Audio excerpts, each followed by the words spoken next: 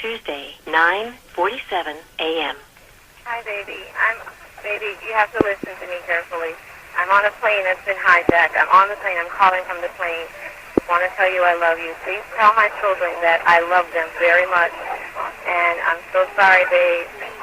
I don't know what to say.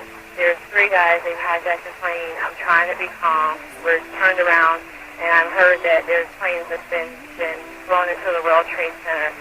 I hope to be able to see your face again, baby. I love you. Bye. We've been down that road before. That's over now. You keep me coming back for more.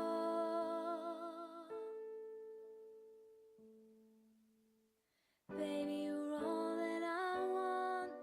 When you're lying here in my arms, I'm finding it hard to believe we're in heaven. Love is all that I need, and I found it there in your heart. It isn't too hard to see we're in heaven.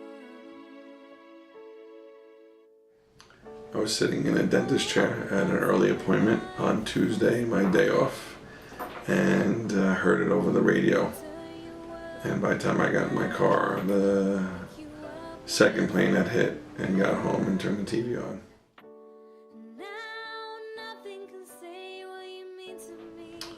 From that day when I first turned the TV on and saw the replays of the planes hitting the towers, and from the moment I heard it, I just had a gut feeling that if not one, or maybe even 2 or 3 of my brothers were there. And it took about 10, 12 hours till I found out that my one brother who was in Tower 1 made it out safely.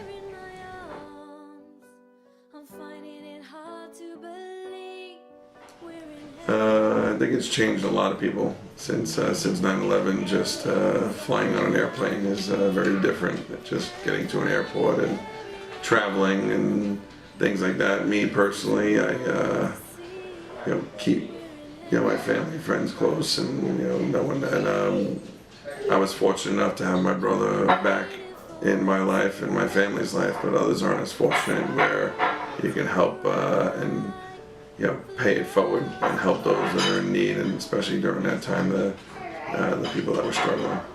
Now our dreams are coming true through the good times and the bad. I had some friends that I went to high school with, and I know a number of the people that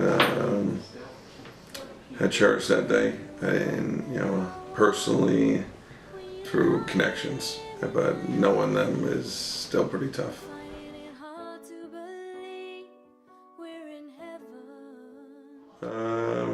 Get up in the morning, and the first thing I do is send a message to my brothers, thinking of them today, and long day.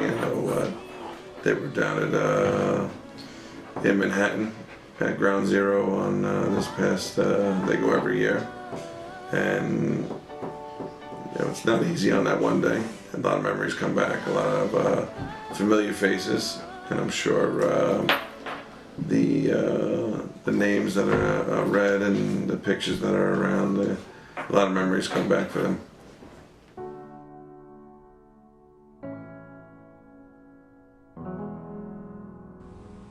Good evening. Today, our fellow citizens, our way of life, our very freedom came under attack in a series of deliberate and deadly terrorist acts. The victims were in airplanes or in their offices. Secretaries, businessmen and women, military and federal workers, moms and dads, friends and neighbors. Thousands of lives were suddenly ended by evil, despicable acts of terror. The pictures of airplanes flying into buildings, fires burning, huge structures collapsing, have filled us with disbelief, terrible sadness, and a quiet, unyielding anger.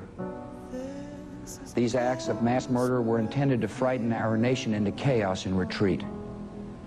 But they have failed. Our country is strong. A great people has been moved to defend a great nation. Terrorist attacks can shake the foundations of our biggest buildings, but they cannot touch the foundation of America. These acts shatter steel, but they cannot dent the steel of American resolve. America was targeted for attack because we're the brightest beacon for freedom and opportunity in the world, and no one will keep that light from shining.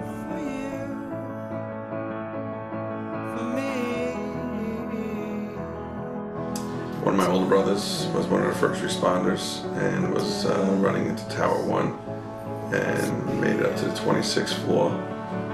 While there, Tower 2, which was hit second, fell first. And he was making his way out of Tower 1 and running out of the building when it was falling behind him. My other brother was called into action, my other older brother.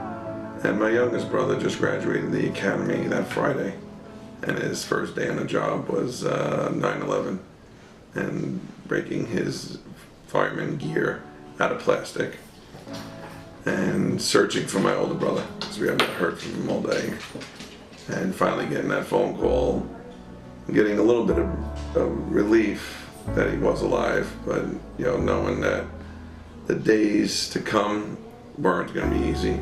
As for him being there in that building, but my other two brothers that were on the rescue efforts, the cleanup, and the stories that they told me, and the stuff that they were finding down there, and it wasn't easy on a lot of people, and they were, I couldn't fathom what any of them was going through.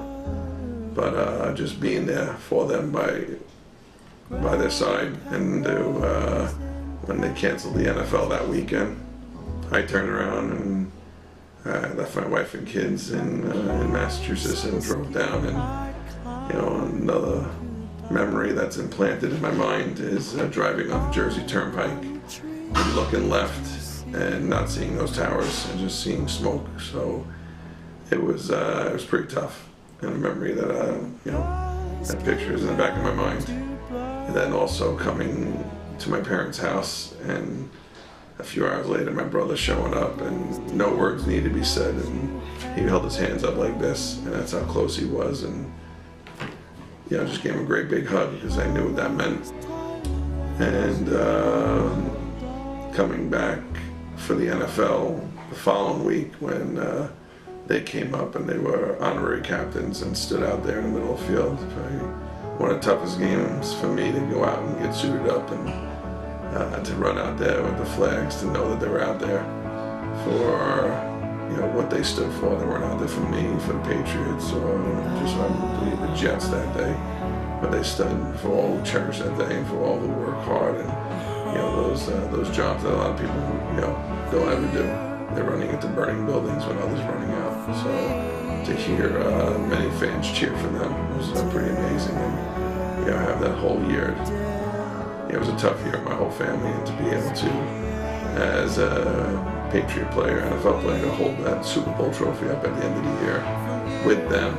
I got a great picture of my brothers, my wife, my parents, and everybody holding that trophy up, knowing that it was a tough, grueling season, but extra long and grueling for myself and my family to know that we were able to do that. So it was pretty nice, but knowing that there was still a struggle. And just so happens to be once a year, it's still one of those days where a lot of memories come back.